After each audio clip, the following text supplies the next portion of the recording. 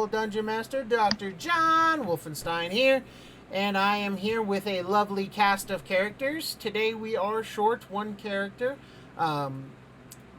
We have all had some difficulties during this very trying time, and so I don't know what the future is going to hold. I can't run Tyranny of Dragons with just 3 characters. It's too hard. I'm sorry. A minimum of 4 is needed. So, depending on how things go, we may do this campaign a little bit more, or we may come up with something else. It all just depends on, what's in store for us, as most of us are now back to work. Some of us are going back to work. It is a transition. But don't worry, guys. We are still going to broadcast as much as possible. And no matter what happens, we will get back to Tyranny of Dragons, and we will finish it. That is my number one goal right now, is to finish Tyranny of Dragons. And then we can move on to one of the other modules, or I can come up with something else for these awesome characters. Anyway, guys, so with me today is Mr. Urich. He is playing the lovely... I'm not even going to try to pronounce that name. You go ahead. Bretha. Alright, so we've got Eric playing Bretha. She's our Path of the Wild Soul Barbarian. Say hi. Yeah? Yeah. Sorry, I'm waking up. We all are. Except for Mr. Matt, who plays Wilbur, our Order of the Scribes wizard. I've been deciphering these texts for hours, and I don't have enough coffee to go through all this. I think I might pass out mid-set. Yep. He's a furball. And then we have, of course, the sassy, the bratty, the catty, Kimiko, the fox, trickery cleric. Hello there, everyone. Miss Callie. No Tyranny of Dragons, so we'll settle with Tyranny of a Bitchy Fox. Bretha believes everything she says. Oh, Bretha, you are gonna have some stuff to roleplay here. This is Bretha, when will you learn? When will you learn? Never. Not soon enough, anyway. Anyway. Oh my god. She has undying faith in that all people are good. Oh, I love it. Oh no, I've been sidetracked to minion status.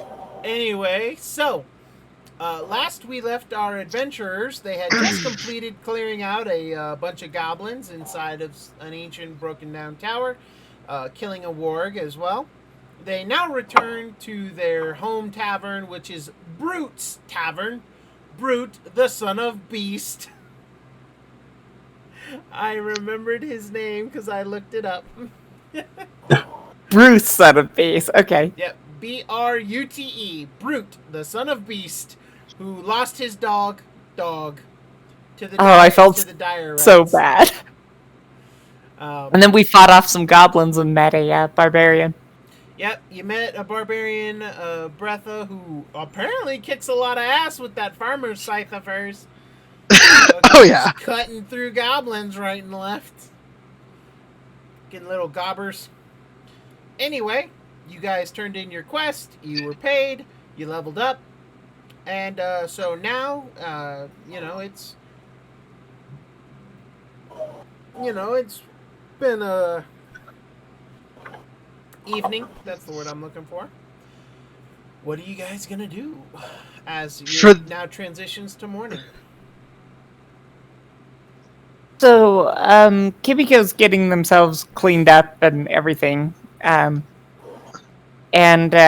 when these guys are done determining things, I will have a little scene, because this will be a public event. To Kimiko's shame. Alright, so Bretha, Wilbur, what are you two doing? What time are you waking up, oh scholar? What time did I get awoken by Kimiko's event?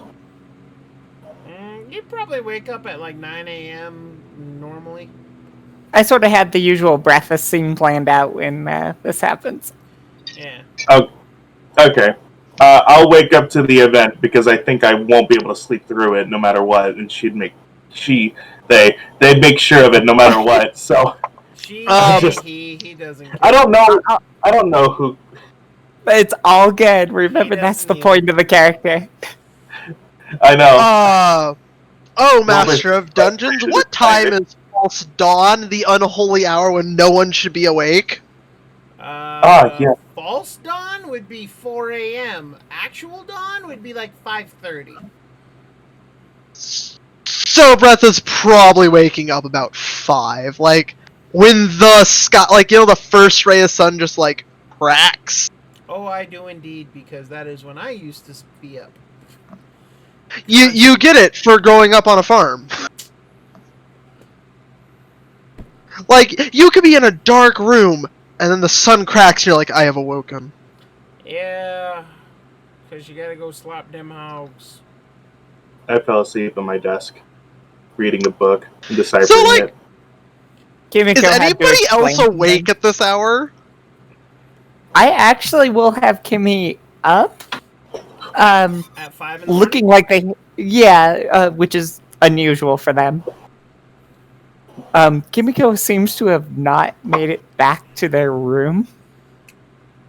So you do find Kimiko. You also find Brute. Happy? Well, you don't know if he's happy. Brute, because you don't know Bretha, is a very tall, big, fat guy who has a face that is permanently in a scowl.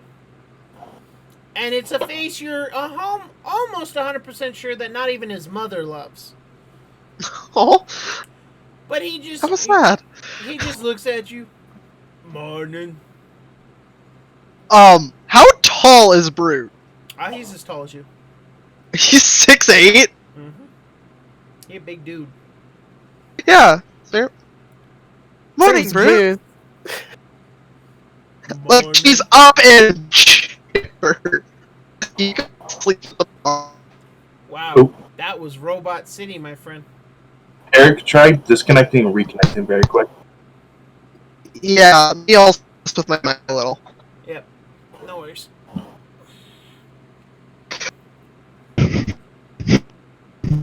Oh, that would be why my internet connection's at, like, 50 for Discord. Oh. Jeez. Just Louis, man. Did threatening your Discord help? I mean, I threaten my Discord all the time. It doesn't seem to make it act any better. You hear me now? Yeah, I can hear you now. A little roboty on my end, but not as bad as before.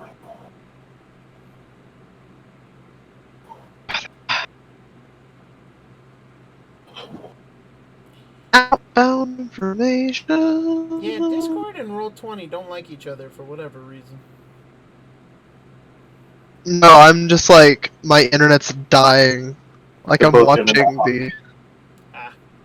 I'm watching my pings, like, drop. Oh. It's like a horror movie when you look at your cell phone and you watch the bars disappear in front of your eyes slowly. See, I Yeah. late. I've been up all night watching frickin' Shark Attack movies, so it's, they're just looking at the shark as it comes to them. Wait, good bummed Shark out. Attack movies or bad Shark Attack movies? Define a good one. I think Jaws was good. I heard actually Meg like was really Slow good. Burn. Meg is actually amazing. I haven't seen it. I need to. It's really good.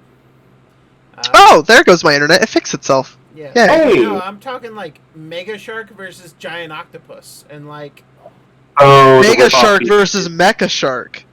I actually didn't like that one as much as everyone else does, but I do like Mega Shark versus Crocosaurus. Have you seen the very, very, very terrible Exorcist Shark one? The Ghost Shark? It's like a possessed demon shark or something. It's so bad. It's made like with a super cheap budget. One sec. No, I can't I'll remember. post it eventually. I'll post it eventually to But you. anyway, so Bretha, you come in, you see Brute, and he's up and cleaning up the bar, and he just kind of looks at you. Morning. Morning, Brute. He just kind of nods. So, And Kimiko's in the room, not a little disheveled and worse for wear. They're having drakes. They may have been up all night. It's kind of a doubt. Remember, last session, Kimiko had a bit of a falling out with her servants due to a bit of jealousy. A certain Kimiko was unable to get back into their room. Yeah, you came back to Brute's Tavern to find tavern inn / brothel to find that your bedroom door, which for anyone curious would be this one, barred against you. And being as you don't believe in carrying a key, Yeah, that's what peasants do. For me. And Jesus Christ, really, girls? I apologized. yeah, they didn't seem to like that very much. Nope. Wilbur, you're probably still in your room, like passed the hell out. But Brute just kind of looks over at you, Kimiko, and looks back to Breatha. That one been awake all night. Can't get in the room with the pretty ladies. Oh, you're a bastard. Is all you hear from Kimiko. But they look too tired to may fight. or may not have married my mother. I don't know. Bethel looking over at Kimiko. Have you not slept?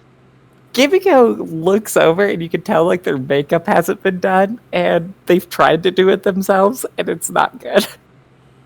It's not terrible, but it's not good. Sebastian, it's adorable. What, Fred? I said, "Aw, she's CL without Sebastian. It's adorable." Black Pretty Butler much. reference. Kimiko's not used to doing a lot of things themselves. And they take the sympathy, but she doesn't really acknowledge. She kind of actually scoots a little further since Breatha's the reason that she's currently in trouble. And you haven't seen Kimiko do this, but Kimiko is kind of hiding from Breatha, really kind of ashamed of how like not put together they are. Brute just kind of looks at you, Breatha. Don't worry, most people are shy about them smelling. I do not. Yeah, I probably do.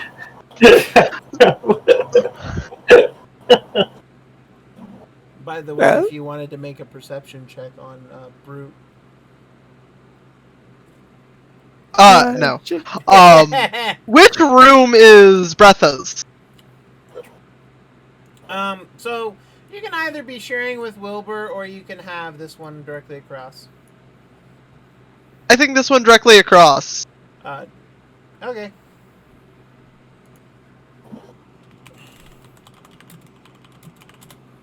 That's your room then. Alright, I was just asking which room was. Yeah. Because I don't think I knew Wilbur prior to this. I don't think I would have had the foresight to, True.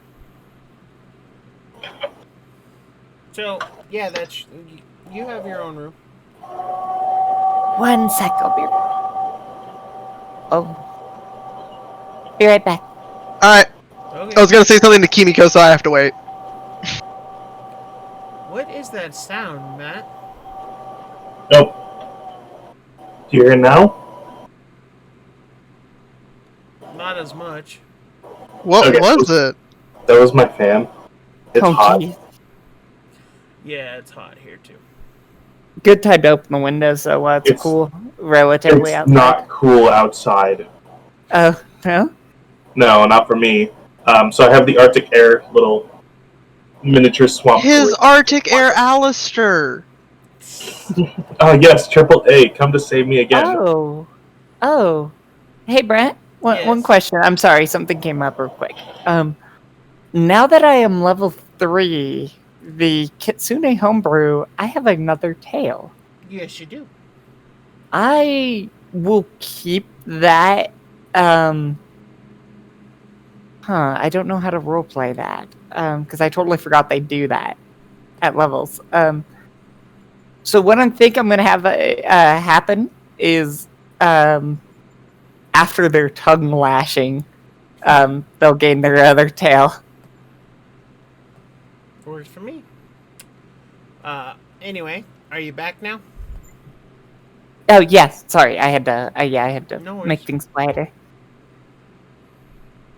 I'm looking at Kimiko. You could use one of the extra bed in my room if you need some sleep.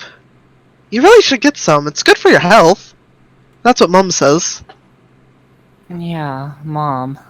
And you just see Kimiko kind of like wave the bartender, poor brute, over and slam another gold down. He looks at it and then looks at you, looks at it, looks at you. Right.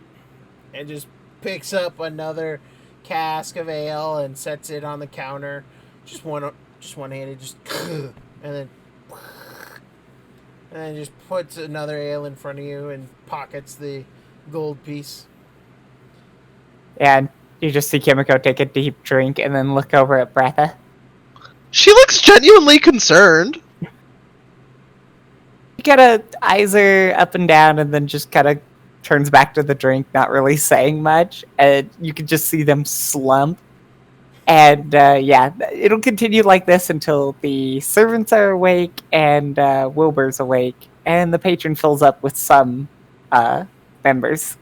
Well, Wilbur, you wake up pretty early. You wake up about 7 o'clock because, roosters are obnoxious. And to hear one here in a city is slightly unusual. But then again, Brute's establishment is on the very outskirts of the city, so you're not too surprised. But roosters are assholes. Yeah. As for the rest of the bar, not a lot of patrons to Brute's establishment, believe it or not. And those that are there are quickly leaving. Some look more ashamed than others, and some of the lovelier specimens just look mildly amused. Or bored. Or just, tired and hungover. Your servants come out eventually. This is pushing on towards 9 o'clock when they decide to grace the front of house with their presence. Yeah, there's... Wilbur, what are you doing now that you're awake? I have a question. Did they slam the door on their way out of the room? No. Or just open the door? No, they wouldn't slam the door to their room. Mostly because without Kimiko, they don't really have much in the way of defense. So. Okay. I do have that actually working in. I'm just gonna fall out of my chair. All right. I fell out of the chair. I wake up, dust myself off on the floor, and then make sure I have at least a fresh jacket and walk downstairs or out to the kitchen. Yeah, you walk out into the common room. See Kimiko, who looks like death warmed over, and Bretha, who looks bright as the sun, apparently. And of course, Brute. I think I've eaten breakfast already. Oh yeah. Morning, Brute. Morning, Bretha. Morning. Morning, Wilbur. Kimiko looks up expectantly and then realizes that she's a total bitch and goes back to her drink. Kimiko, did you ferment overnight or something? Oh, I don't want to talk about it. Okay. And then the girls come out and you can just see Kimiko's fixed on them with an apologetic, kind of boyish smile. And it seems like whatever animosity they had before is temporarily forgiven as the girls go about their task. Kind of seeing Kimiko in this pathetic state does actually make them feel kind of bad. Just a little bit. They have a good relationship. They're all friends. Yes. We'll see for how much longer. So quickly, Kimiko is once more pampered and doted on. Yeah, their mood improves considerably, and Kimiko goes, "Well, we've slain goblins and are going up in the world. So, they look like they're gonna say thank you. You see the words like cross on their lips before another figure enters the tavern. And this figure is dressed in armor and is also a kitsune like Kimiko, which would stand out, probably. If I remember correctly, this one is a older one. Oh, no. It's not their mother, though. No. He is an older gentleman, wearing armor, but the clothes underneath definitely don't appear to be as nice as what Kimiko would be wearing. However, he does have 5 tails to his credit. Oh, And okay. I'll let you roleplay that, because I had something else, but... it's all good. I'm the master around here. Yep, exactly. That's why I was like, oh. Because all I had was somebody delivering a message. Oh, don't worry. He quickly And, spots Kimiko and their entourage and walks over, doesn't say a word to anyone, and simply places a bright red envelope in front of Kimiko, gives a bow, and then leaves the tavern without saying a word. Shoot. Do I recognize them? Because the Kitsune families, especially like 5 tails, means I probably... You do. This is your mother's valet. Oh, this is not good. Kimiko's... Your mother's valet is a retired adventurer. Retired because, well, he got better pay being a valet than he did an adventurer. So, but he goes out and does the very hard tasks that your mother would likely come up with and does often come up with. And being that he's been the only of your servants to survive as long as he has doing the dangerous work, he's just been kept around. His name is Akamura. Okay. But I will add everyone that just to my calls him notes. Mora. Yeah, you see Kimiko's face falls anytime one Kimiko kind of mutters a line about sorry about your son. And he was really shitty, is all you hear Kimiko say, an apology. But they look at this package with just nothing but fear. You just see nothing but straight up terrified expression on Kimiko. You've seen Kimiko, Wilbur, nearly die going down in a fight. They look way more terrified of this. Oh. I'm sorry for your upcoming loss. And can I get a biscuit and gravies, please, Britt? Yeah, okay. Thank you. The envelope in question is the brightest and most vibrant red that probably any of you have ever seen. And on it, written in elegant script, is Kimiko. Oh, jeez. Clearly addressed. The penmanship is beautiful. Okay, I'm not gonna stop eyeing it then if that's the case. Oh yeah, it is it'd made be of gorgeous. very fine paper, and it is very beautiful to behold. As an Order of the Scribes wizard, you are definitely looking at this thing. I just half want to steal it because it's so pretty and just put it in a scrapbook for preservation's sake. Bretha, I don't think you can read. I don't think you'll have to read. I had No! No! She can't! Oh So yeah, you no, see I this- got it. You see this very pretty, very beautiful, elegant. You guess it's an envelope or a scroll or something. No, she know what a letter is! Her older sister can read. So you see a letter with wavy squiggles on the front of it, and Kimiko seems to look very upset. Bretha in like a half-hearted whisper. What does it say? Is it bad news?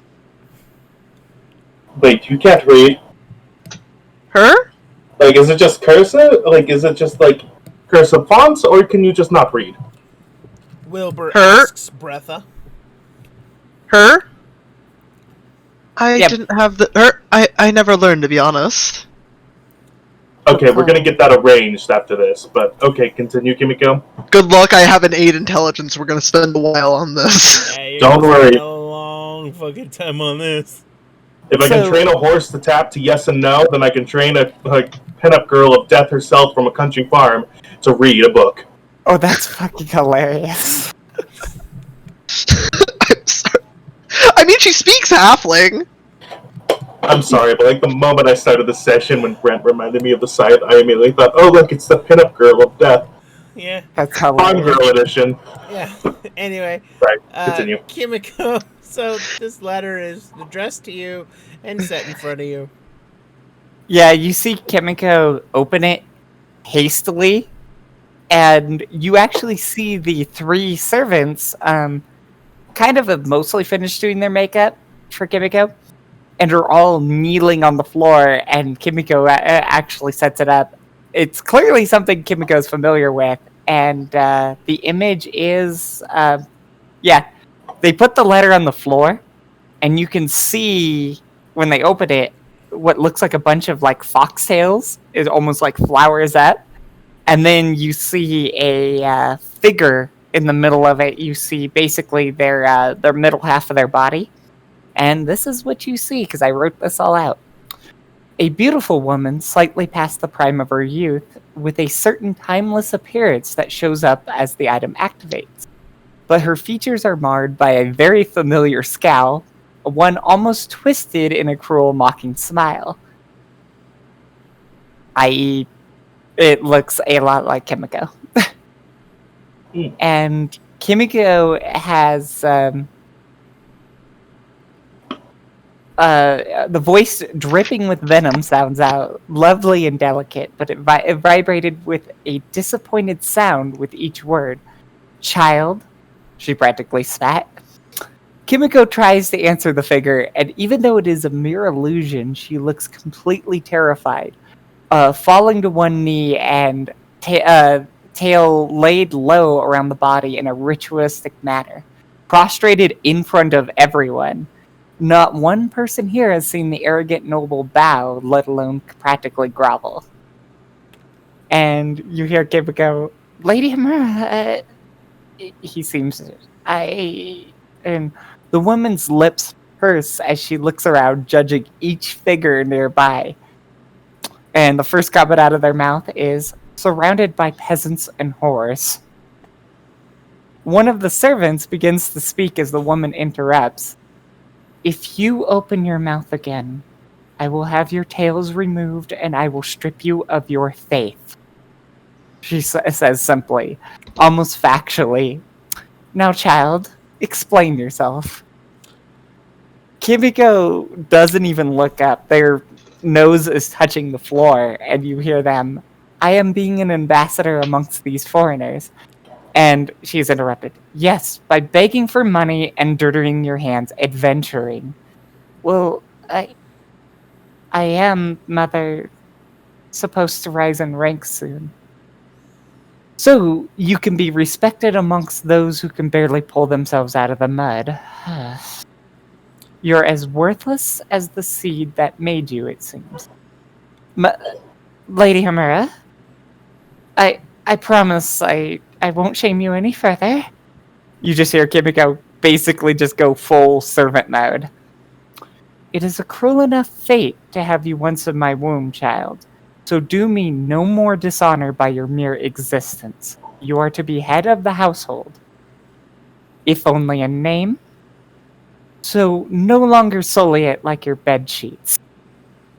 Ouch. Yeah, Kimiko just has completely shut down. And you just see the woman flicker. Not so much as a goodbye, I hope you do well, I'm glad you're safe, nothing. And everything just goes dead silent. As the image flickers from above the letter bursts into flames. Oh, God. And leaving nothing behind. Not a trace, not a residue. It's more effective than flash paper. And Brute just kind of looks around the room and then leans into Breatha. Are you a whore? Oh, God. I'm gonna take 2 bottles of whiskey. I don't know the price. Her breath up. No. Oh. Because I know I'm not, and the pretty lady said whores. He looks over at you, Wilbur, tilts his head. You got me. I'm sorry. I'm a whore for literature. How'd you know? He just shakes his head. Nah. And then pulls up 2 bottles of whiskey. A gold. I'm just gonna throw him a gold. Just throw him a gold. I'm gonna ask for 2 glasses. I'm gonna put one in front of Kimiko.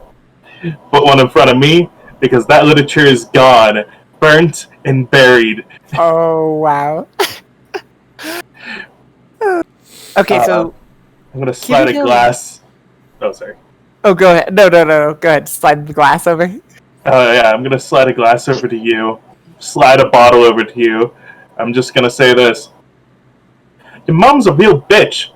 I wanted to say something worse, but I wasn't sure if that would be well received. Just, you know. You have... Yeah, Kimiko just sits there looking at the glass. And you can see where the makeup has smeared. Where she cried some during that tongue lashing. And they just merely look into the glass and you say, you have a wonderful vocabulary. And you chose the best word. It's at this point that the doors open. And you see a pair of women enter the bar. Although, you're only sure that one of them is a woman, but the tits on the breastplate kind of give it away. There is a really tall woman and a fairly small woman. The small one is dressed in a beautiful white dress with frills and lace, a big white hat that is in a style none of you have ever actually seen before. It's very odd and out of place, and she's carrying a brilliant white parasol behind her. Her face is covered with a white masquerade ball mask with gold filigree and inlays, and one gleaming red eye can be seen beneath the mask. The woman, the taller one, almost the same height as Breatha, just a couple inches shorter, is wearing full plate mail and has a helm and a a battle axe in one hand.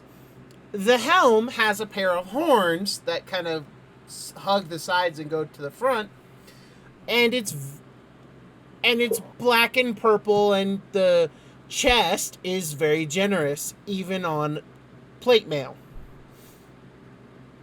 The little of the two steps closer, and you can now see that she has blonde hair tucked up under the hat. And she just looks at the 3 of you. I'm assuming that you're the 3 adventurers that cleared out the goblins in the tower, yes? Oh, thank God I'm not gonna die today. I thought you were... Never mind. Yes, that'd be us. Breatha would wave. Kimiko gives a dismissive, like this, beaming smile and wave. So cute. I was expecting a queen wave. Kimiko gives this, dismissive, hasn't turned around, and you can just see the back of their hand, and you just see them do the shot of whiskey, and slam it down, and just point at Brute.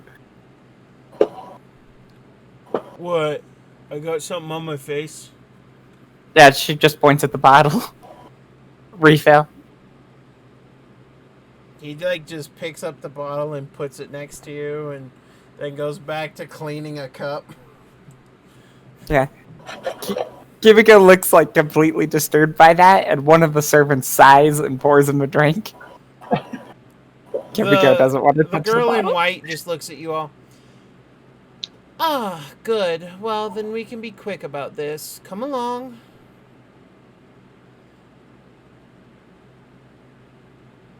Wait. She gestures for you to follow her. Yeah. Okay, 1 second. Let me just grab my stuff. Be quick. Breatha picking up the scythe, which I assume was leaning somewhere right around, Yeah, it was just leaning here. against the bar. Her picking up her scythe. I think the other stuff was on her back. Her? Yeah. Like, hefting up her scythe. I just grabbed my bag. I'll go ahead and follow them and Kimiko, the style of dress is very odd, even by this land standards, and you've never seen a dress like this before. Also, she looks to be a young girl, although her features are hidden by her mask. Very small, only about half the height of. Well, actually, they come to about 2 feet shorter than you. It's all said and done. I think you're the smallest one in the party. Yeah, I think Kimiko is just a 5 foot even. Yeah, they're a little over, or just at 3 feet. But they feel a lot larger than they are. The other one, on the other hand, waits until you follow after the lady in white and follows behind. You're led through the city, and everyone seems to give these two a wide berth. Normally, street urchins would crowd in order to try and lift something. In fact, I want everyone to roll me a perception check. Sure. Okay. I almost reached for actual dice. Oh. Kimiko stays into the not a kitchen. roll.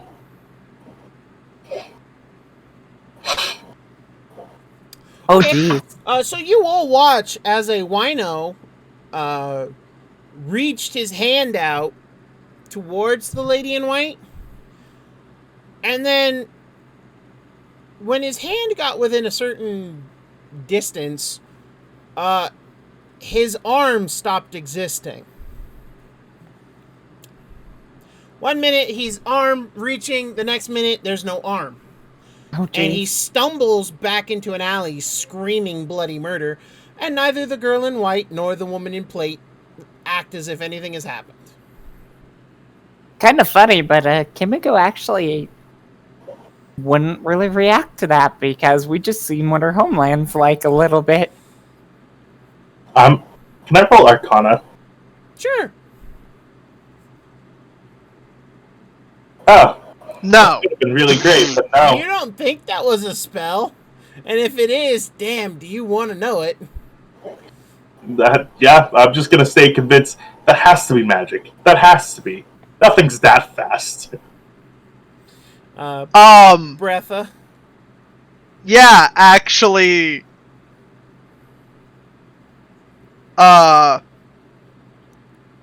These.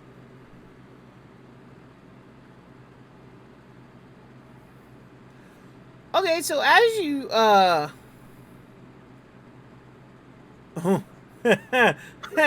so as you do that, you two, Kimiko and Wilbur, watch as Breatha begins to glow a rainbow of colors. Necromancy, abjuration, like, just this rainbow of... I don't think Breatha realizes she's doing this either. Oh, that's great. Just kind of staring and squinting at the little girl in front of you and just a glow with light. You glow everything probably except illusion? No. So I assume... enchantment. I assume enchantment's always green in my head. Like a soft green.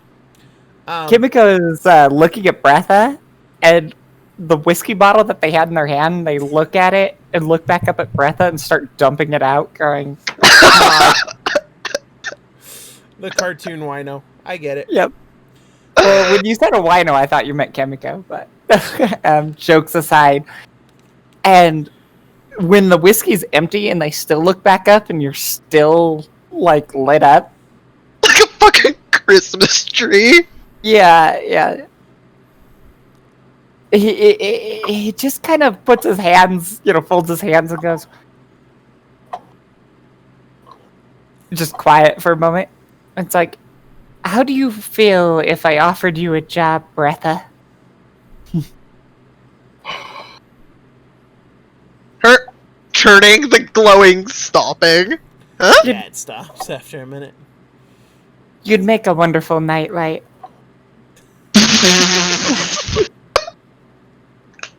I need a moment. Breatha cocks her head like, huh? Yeah, just kind of referring to all the glowingness. Her. The last What? time last time I seen a woman glow like that, I did something else to her. Breatha? Yeah. I was glowing? Like, Yes. looking at her hand? Yeah, I have no idea, yeah. I'm really gonna buy you like a cloak or something to hide your weird allergies. Allergies, that's a good way of describing it. Oh, Brent, did you say something to us?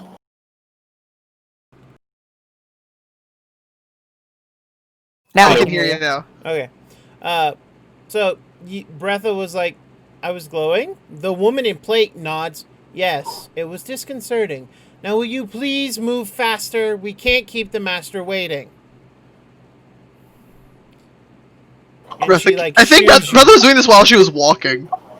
and she shoos you along, like pick up your pace with the flat of her axe. Just move. I think I was walking. I do want to do something, but I don't want to ask these people who they're from. Can I roll a history check to see if I know these people? Sure. Because I'm not asking them if I just saw someone's arm disintegrate. I dare not anger them. Yeah, I don't know. So there's been the little girl in white. You have no clue. Yeah. However, in the neutral states, there are 4 such individuals who walk around in black plate armor and are very powerful. You don't know any of their names, and you've heard of 4 different entities. 3 of which you're pretty sure are men. This might be one of the 4, and might be the only woman you know for sure.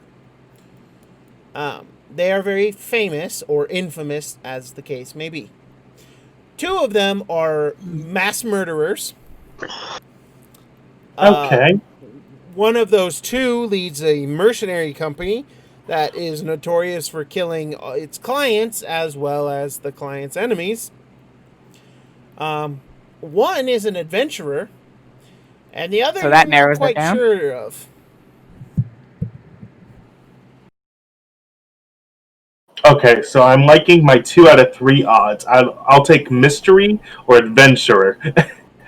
Murderer sounds a little harsh for my quick demise. Hopefully quick. You guys are led to a very elegant-looking townhome, and the door is opened by a beautiful blonde-haired girl, long blonde hair with bright blue eyes, in a traditional maid outfit, and she smiles and bows and lets you all inside.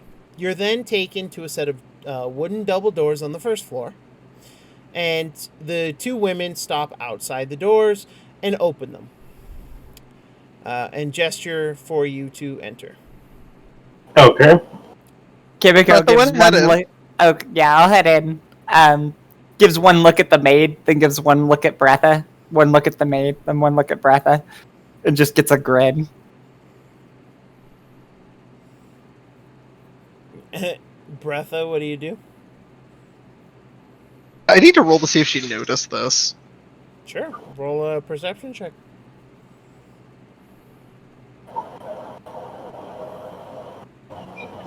Oh yeah. Oh yeah, you wait. Don't we look actually really similar? No. Her hair is more pale gold, or more of a brilliant gold, excuse me, as opposed to your pale gold. Yeah. And her eyes are more of a sapphire blue than anything. Mine are more sky, that's right. Yeah, and she looks to be like barely 16. If that. Although she is filling out nicely. I don't know, why you would notice that, but you noticed it. I know, but notice Kimiko's back and forth and then the grin. Oh, yeah. Yeah, Wait, it's notice that. Brother? What? Heading in. we need to get you in a better size. That's all he says, putting his hands kind of folded in the robe, kind of grinning. One of the few times his personality showing back through again.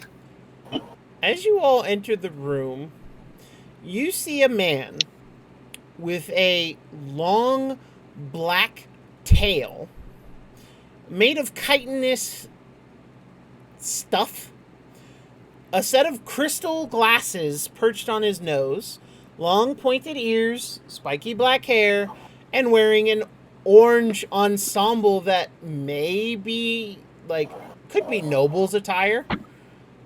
And he smiles. It's fancy. He smiles. Ah, you've arrived. We're very sorry that the master couldn't greet you in person. Something has come up. Do please sit. I will sit. And there are couches and chairs for you. Yeah, Kimiko I will. feel like the couch, she has to sit with like her knees slightly up. I mean, maybe. I'm gonna go to a chair. I don't trust couches. As you all sit down or relax, he goes, "It is a pleasure to meet you all. I am... Let's see. Well, they call me Yaldabeo. It's a pleasure to meet you, Yaldabale. A pleasure. Now then, I have summoned you here because I hear you're aspiring young adventurers, and I have need of your services. And if you work for me and the master I represent, let's just say that your station will be quickly elevated." Yeah, Kimiko kind of gives a wry smile. I would appreciate that. That's all she says. Kind of putting one hand up to her eye, and kind of like that little crying makeup, and just gonna Excellent. He wiping says at his as he head. adjusts his glasses. Now, the job I have for you is very straightforward, and it is sanctioned by the guild. He pulls out a map and sets it on the table, and you see the city, but you see a ruin, or rather a temple, that's not on any other maps that you've seen of the area. All right. Wilbur. This is a temple to an old deity, some kind of spider entity. That's not important. What is important is the person who is inside of that temple. We need them.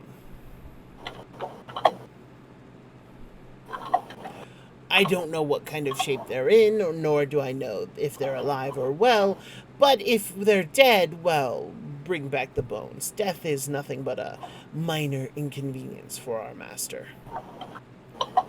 Oh, But- yikes! That sounds very impressive. Yes. He is well, I haven't been allowed to disclose who or what he is yet. Just rest assured that he is the most supreme being that you have ever met or heard of. You obviously haven't met my mother. Kimiko says out loud, kind of completely disturbed, but just smiles, meaning, kind of like it's a joke, even though for Kimiko it's not. He just snorts slightly. Anyway, so the job pays, well, far better than you'll make as your bronze, if I remember correctly, yes? Bethel looking at her plate. I believe so. Yes, that's It's fine. bronze. Excellent. Well, I assure you it'll pay far better than any pitiful little bronze mission you could take now. And should you do it well and succeed in your task, then there will be more jobs ahead. Of course, if you fail, well, death is the only real failure here.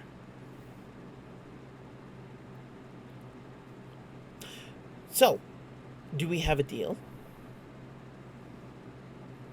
Breath would look to Wilbur. I'm looking at Kimiko. I'm sorry. I don't have the people skills for this. I'm just like, Yeah, Kimiko kind of saying, it's like, and then just looking back. Well, we'd be completely honored. Thank you so much for your kindness. He says, kind of in that it's not quite that dismissive noble, but there is something there that's just kind of submissive. Ah, wonderful. The temple itself is pretty straightforward to enter. There's a set of stairs that leads down. I have been told that it is the place for drow, I believe they're called. Nasty things. Not quite dark elves, but they wish they were. Now, oh yes, I will be sending you along in a carriage. Just a simple little thing. You will be escorted by... And he waves his hand, and in the corner emerge two people that you didn't see before. One is an older gentleman, a well-trimmed, well-manicured man. His beard, mustache, and eyebrows are well-groomed. White as snow, but well-groomed. And he is in a black butler's uniform.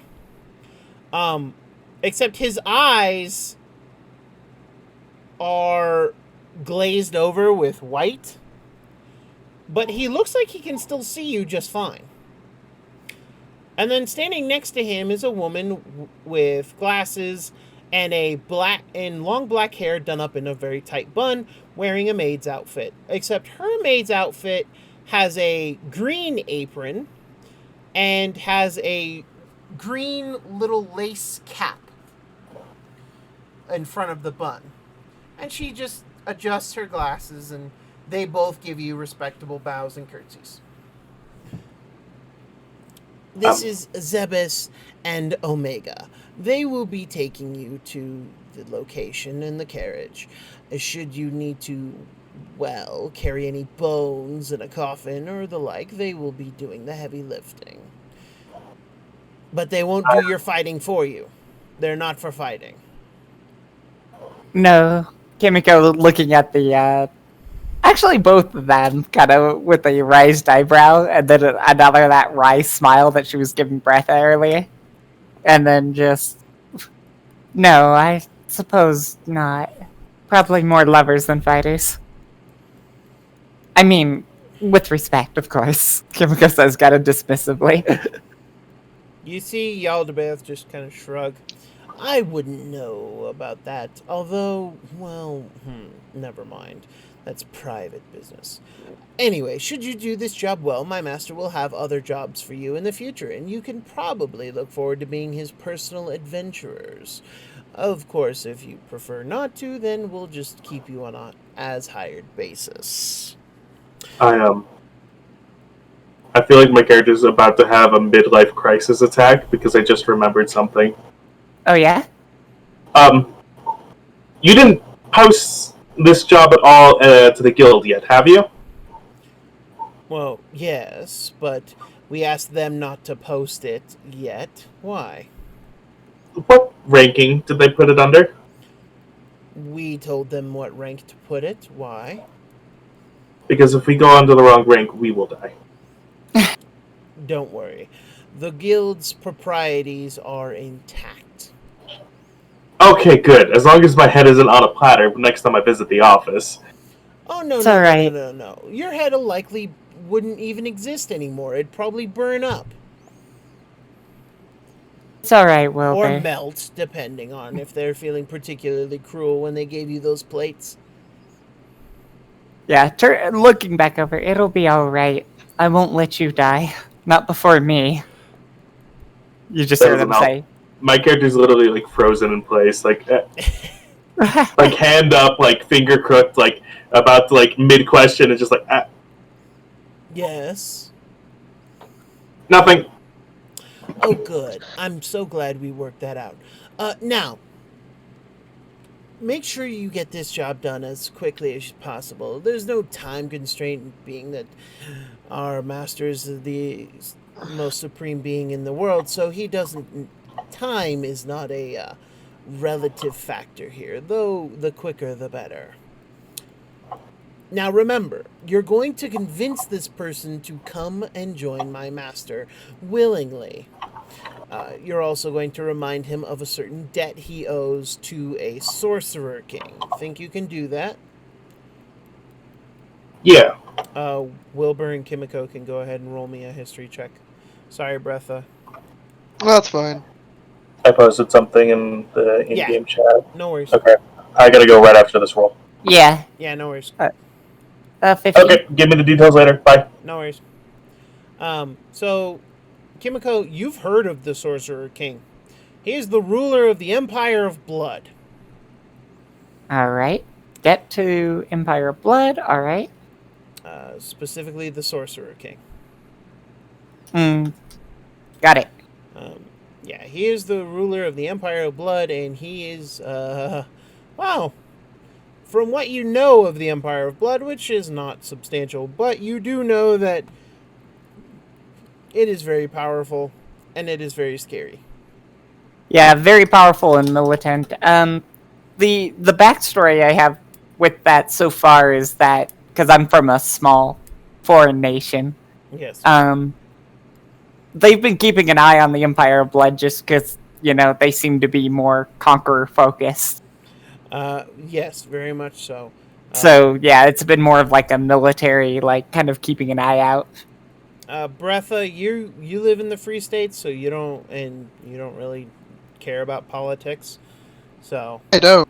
yeah, you're not too concerned about it. But anyway, you will find all the things that you need inside of the wagon carriage as you go about this work. It should take you about a day to arrive.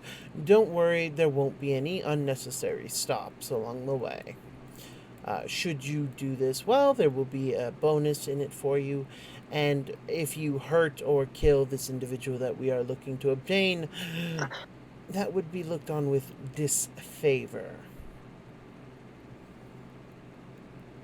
So, I assume you can handle it. Yeah, Kimiko just gives a slight, again, that kind of submissive nature showing through, and yeah, just gives a nod and just looks over to Bretha instead of kind of looking to Bretha for strength. Bertha? What nods here? I think we can do this. Excellent. That's just what I wanted to hear. Now then, and he gestures to the doors. Please follow Omega and Azeb, and they shall escort you to the carriage. And that is actually where we're going to cut it for today, mostly because I want Matt to be here. And and we all knew it was going to be kind of a short session. Anyway, guys, I want to thank you lovelies for watching. I am sorry for the short session, but we wanted to put some out there just to let you guys know the heads up, let you guys know what was up, and just, keep you lovelies in the loop. Because after all, you are the guys who are guys and gals and both who are watching. So, we wanted to make sure that, you guys know what's going on. So you're not worried or you're not, hey, where's my show? I really wanted to watch it. But anyway, thank you guys so much for watching, and I greatly appreciate it. And don't worry, we're going to get through this. Everything's going to smooth out eventually once we all go back to work. You know how it is, got to adjust to the new schedule and the new reality. But anyway, we'll continue with this mission next week. We'll be starting closer to 9:30 sharp. That way we can start on time and have all the logistics worked out. Anyway, I have been Professor John Wolfenstein, or Dr. John Wolfenstein, your overlord for this particular adventure. We have with us Wilbur, our Furbolg Order of Scribe Wizard, played by Mr. Matt, who unfortunately had to leave due to a very important engagement. We have the lovely Bretha, our Path of the Wild Souls Barbarian. I believe you're human, aren't you? Half elf. Oh, half-elf, excuse me. Our half-elf Path of the Wild Souls Barbarian, played by Mr. Urich. I want to give Kimiko a hug. She clearly needs it right now. Well, we could certainly roleplay that out if you want to spend a little time on that after we close out. And we have our Fox Arcane Trickster, or, well, no, not Arcane Trickster, our Trickster Domain Cleric. Thank you. Thank you, Brain, for working. Kimiko, played by the ever-lovely Callie Cat. Kimiko will be back into shape soon enough. Just had to deal with mommy issues. And we'll hopefully get through this all together, guys. Anyway, guys, we want to thank you so much for watching, and we will see you next time. Till then.